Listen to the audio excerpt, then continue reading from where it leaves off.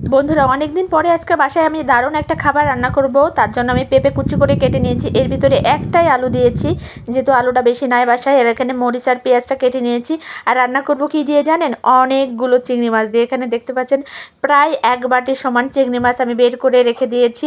তারপরে এই চিংড়ি মাছগুলো একটু লবণ, হলুদ, পেঁয়াজ, ঝাল দিয়ে, মানে ঝালের পরে ঝালটা এখন অ্যাড করিনি, এর ভিতরে জিরা আছে, সুন্দর করে এটা ভেজে নেব। ভেজে তারপরে পেঁপেটা অ্যাড করে দিব, দিয়ে ভালো করে লবণ হলুদ দিয়ে কষিয়ে নেব। তার আগে একটা কথা বলি বন্ধুরা, এই জিনিসটা অনেক দিন পরে আজকে আমরা বাসায় বানাচ্ছি।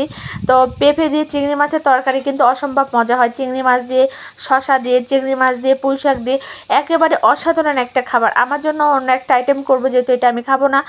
আর এই যে এখন সব কিছু বন্ধুরা দেখাইতে পারলাম না, ওই পাশে একটু ব্যস্ত হয়ে পড়েছিলাম।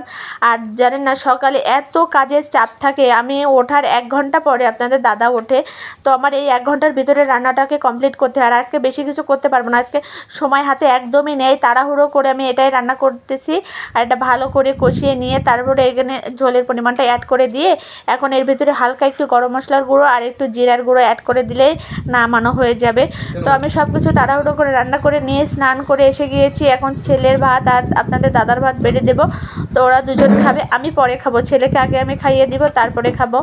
আর এবার আপনাদের দাদাকে ওই পাশে খেতে দিয়েছি, সে দেখি কি বলে। চলুন তার রিভিউটা দেখা যাক। Good morning.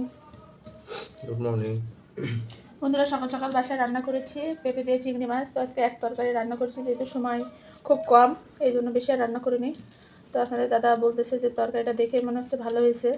আর বলো, পেঁপেটা দেখো কেমন এটা আর সিদ্ধ করে নিছো নাকি? হ্যাঁ, গলে গেছে না? ভালো লাগতেছে? চমৎকার। অনেকদিন পরে রান্না করলাম না।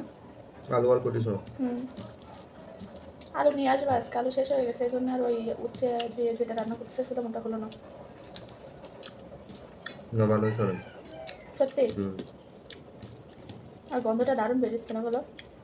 ভাজা জিরার গুঁড়ো দিয়েছি, আবার একটু গরম মশলা, তারপরে এলাচের হালকা করে গুঁড়ো দিয়েছি।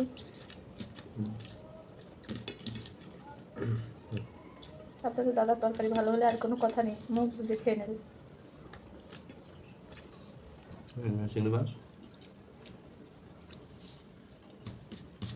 চিংড়ি মাছ যতটা ছিল সবই দিয়ে দিয়েছি। যে একেবারেও ছোটও না আর বেশি বড় চিংড়ি মাছ তো অনেক দাম, ওইগুলো তো কিনবো কী করে? এগুলো কিন্তু বাসা থেকে নিয়ে আসলাম তাই।